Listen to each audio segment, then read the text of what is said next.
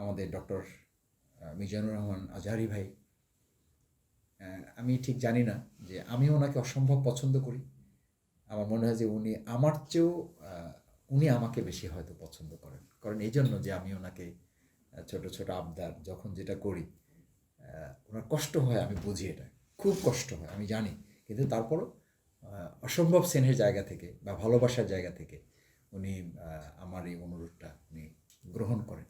কী জন্য করেন এটা হয়তো উনিই ভালো বলতে পারবেন। তবে আমি এতটুকু বুঝি যে ইসলামপন্থী মানুষ হিসাবে আমি যেমন ওনাকে ভালোবাসি, উনিও আমাদেরকে ও কারণেই ভালোবাসেন, অন্য কোনো কারণ নেই। কারণ একটাই, যে আমরা দুনিয়াতে যেমন একসাথে চলাফেরা করি, আমরা জান্নাতেও একসাথে থাকতে চাই। তো সেই জায়গায় উনি পটুয়াখালী প্রোগ্রামটা নিয়েছেন। আসলে আপনাকে বলতে অসুবিধা নেই, আমার আবদার ছিল বাউফলে। বাউফলবাসী আমাকে খুব করে ধরেছিল যে মাসুদ ভাই, আপনি যেমন বলেছেন ওনারাও বলে যে মাসুদ ভাই আজহারি ভাইয়ের সাথে আপনার একটা সম্পর্ক আছে, আপনি আজহারি ভাইকে বাউফলে নিয়ে আসেন। তা আমি খুব পর্যালোচনা করে বাউফলের সংগঠনকে, আমার যে মাঠ আছে, প্রশাসনের সাথে আমি একটু কথা বলেছি। সব মিলে আমি দেখলাম যে আসলে বাউফলে প্রোগ্রাম করাটা, আজহারি ভাইয়ের মতো এরকম একজন জনপ্রিয় ইসলামী বক্তাকে ওখানে নিয়ে কভার করাটা আমার জন্য একটু কঠিন হবে এবং চ্যালেঞ্জিং হবে। তখন আজহারি ভাই আমাকে পরামর্শ দিল, আমিও ওনার সাথে একমত হলাম। উনি বললেন যে মাসুদ ভাই, আমার আসলে বিভাগীয় শহরগুলোতে প্রোগ্রাম করার কথা। উনি ডিসিশনে নিয়েছেন এবং এটার উপরেই উনি আছেন। যেদিন বাংলাদেশে আসেন সেই সময় আপনি জানেন যে একটা হোটেলে উনি বসছিলেন, সেখানে আমিও যাওয়ার সুযোগ পেয়েছিলাম। তো ওদিন উনি আমাকে বলেছেন যে মাসুদ ভাই, আমি পাবলিক প্রোগ্রামগুলো বেশি করতে চাই না, আমি ডিভিশন লেভেলে কিছু প্রোগ্রাম করতে চাই। তো আমি যেহেতু উনি করতে চান ডিভিশনে, আর আমি চাইছি বাউফলে, মানে একদম দুই মেরু হয়ে গেছে আর কি। তো তখন উনি আমাকে বললেন যে মাসুদ ভাই একটা কাজ করেন, বাউফলটা ওখানে থাকুক, বরিশালটাও এখানে থাকুক, মাঝখানে আমি পটুয়াখালীতে প্রোগ্রামটা করে দিই। তা আমি ভাবলাম যে যাক, অন্তত আমার বাউফলবাসীকে আমি বলতে পারবো যে উনি বাউফলবাসীর আবদারের অংশ হিসাবেই বরিশালে না করে উনি আপাতত পটুয়াখালীতে করছেন, তবে বরিশালে উনি করবেন, সময় সুযোগ করে উনি বরিশালে হয়তো প্রোগ্রাম করবেন। তো এটা একান্তই আল্লাহ তালার মেহেরবানি। আর শ্রদ্ধেয় ডক্টর মিজানুর রহমান আজহারি ভাইয়ের মহানুভবতা যে উনি বাউফলবাসীকে সম্মান করেছেন, ভালোবাসা প্রদর্শনের অংশ হিসাবে উনি পটুয়াখালীর প্রোগ্রামটা নিয়েছেন। আমি আপনাদের মাধ্যমে, সাংবাদিক জগতের মাধ্যমে, আমি আমার প্রিয় বাউফলবাসী, প্রিয় পটুয়াখালীবাসী, বরিশালবাসীকে আমি অনুরোধ করব আপনারা সবাই সেই প্রোগ্রামে আসবেন এবং আজহারি ভাই আমাদের প্রতি যে ভালোবাসা দেখিয়েছেন, সেই ভালোবাসার সম্মান আমরা অত্যন্ত সুশৃঙ্খলভাবে সেদিন প্রোগ্রামে উপস্থিত থেকে আমরা ইসলামের বয়ানটা যেন আমরা যথাযথভাবে শুনতে পারি, ধারণ করতে পারি, সেই সহযোগিতা আমি সকলের কাছে, প্রশাসন সহ সর্বস্তরের দলমত নির্বিশেষে আমি সকলের কাছে যাচ্ছি। কারণ আজহারি ভাই আমাদের কোনো ব্যক্তির বা কোনো দলের সম্পদ, উনি এই সভ্যতার সম্পদ, এই দেশের, এবং উনি দেশের বাইরে আপনি জানেন যে এই গোটা মুসলিম উম্মার আসলে উনি সম্পদ। উনি বিভিন্ন দেশে অনেক বড় বড় জায়গায় উনি কথা বলার সুযোগ পেয়েছেন, পাচ্ছেন, ভবিষ্যতে আরও পাবেন, আল্লাহ ওনাকে হায়াতে তৈয়বা দান করুন।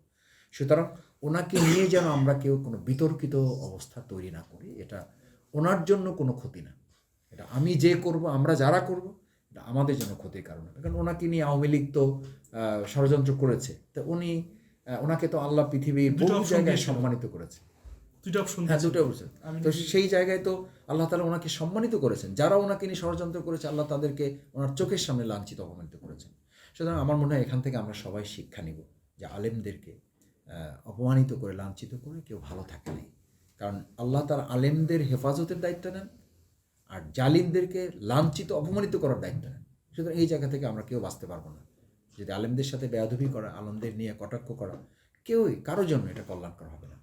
উনি যদি কোনো দলের প্রতি ওনার সমর্থন, তো বাংলাদেশি নাগরিক, ওনার তো কোনো একটা দলের প্রতি ওনার তো সমর্থন থাকতেই তো পারে, ওনার তো সেই দলের প্রতি ভালোবাসা একটু বেশি থাকতেই তো পারে।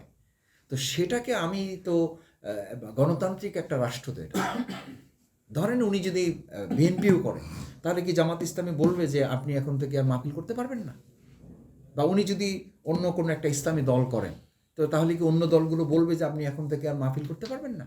কোরআনে তো সব কথা বলা আছে, সেই কথার মধ্যে যদি অর্থনীতি থাকে তো অর্থনীতির কথা বলবে, সমাজনীতি থাকলে সমাজনীতি, সংস্কৃতি থাকলে সংস্কৃতি, রাজনীতি থাকলে রাজনীতির কথা তো বলতে হবে। এই ক্ষেত্রে তো উনি এটা বলেন যে এই সত্য কথাটা যে বলতে পারবে না সে তো বোবা শয়তান, রাসূল সাল্লাল্লাহু আলাইহি ওয়াসাল্লাম হাদিসের বাণী। তো উনি তো বোবা শয়তান হতে পারেন না। একজন আলেম জেনে বুঝে তো সত্য কথা লুকাতে পারেন না। এই জায়গাটা থেকে হয়তো উনি ধারণ করেন এবং সেটা জাতির কাছে পরিষ্কার করে। যদি এটা জাতি গ্রহণ না করে তাহলে তো ওনার মাহফিল এরকম লক্ষ লক্ষ মানুষ হওয়ার কথা না। ওনার কথা তো শুনতে চায় মানুষ, তো ওনার কথা শুনতে চায়, আমরা শুনতে সহযোগিতা করি। এরপর যদি ওনার কথা কেউ শুনতে না চায় সেটার জন্য তো আমার আপনার সিদ্ধান্ত নিতে হবে না, সেটার জন্য তো জনগণই যথেষ্ট। এই বিষয়ে আমরা আগেও লক্ষ্য করেছি, এখনো দেখছি যে বক্তারাই ওনার বিষয়ে ঈর্ষা প্রকাশ করে, বক্তব্য ওই কথা বলে। এটা কি আসলে ঠিক কিনা? দেখেন, ইংরেজিতে একটা কথা আছে, মানে যেটা খুব প্রসিদ্ধ একটা কথা, prophet was never honoured by all his countryman. মানে একজন নবীও তার সময়ের সমস্ত মানুষ কর্তৃক সম্মানিত হন নাই। Prophet was never honoured by all his countryman. তো সেখানে ব্যক্তি এক্স ওয়াই জেড সব মানুষ কর্তৃক সে সম্মানিত সমাদৃত হবে, এটা বাস্তব না। আপনি ভালো কিছু করবেন, এটা অনেকের কাছে পছন্দ নাও হতে পারে। সুতরাং ভালোর এটা একটা বৈশিষ্ট্য যে আপনাকে চ্যালেঞ্জ ফেস করেই ভালোটা প্রমাণ করতে হবে। আমার তো মনে হয় আমাদের ডক্টর আজহারী ভাই সেই চ্যালেঞ্জটা তিনি ইতিমধ্যে প্রমাণ করতে সক্ষম হয়েছেন বলেই বিশেষ করে তরুণ প্রজন্ম তাকে ধারণ করছে।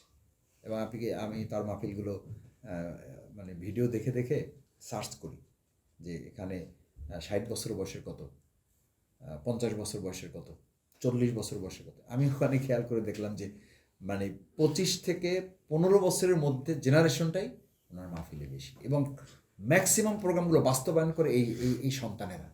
আমি আমার পটুয়াখালীতে আমি এখন মধ্যে কিছুই করি নাই, আমি শুধু মাঝে মধ্যে একটু হাই হ্যালো করি, খোঁজ রাখি। বাকি ওখানে বাস্তবায়ন কমিটি একদম ইয়াং জেনারেশনের কিছু ছেলেরা হাতে নিয়েছে এবং তারা জীবন বাজি রেখে ওখানে কাজ করতেছে। আমি তাদের জন্য দোয়া করি, আল্লাহ তাআলা যেন আমার পটুয়াখালী প্রোগ্রামটাকে নিরাপদ করেন, সহজ করেন এবং অর্থবহ করেন, এবং এখানটাকে যেন আল্লাহ তাআলা হেদায়েতের জন্য প্রোগ্রামটাকে কবুল করেন।